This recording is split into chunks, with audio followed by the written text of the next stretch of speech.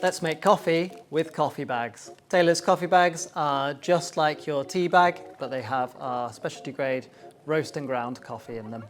Making our coffee bags is super quick and easy. Just open up by tearing across the top. Pop your coffee bag in, hot water.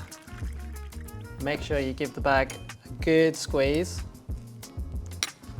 And then we leave it to brew for 4 minutes. 4 minutes is really important. It helps us extract best out of that coffee, so it'll taste the nicest. Coffee bags are mess-free, they're convenient and really easy to make if you don't have loads of equipment.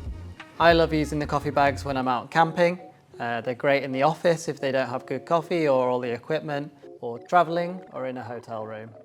So give the coffee bag one more squeeze and pop it in your food or garden waste bin.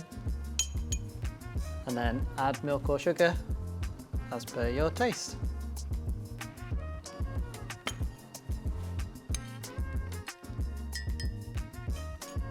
Perfect.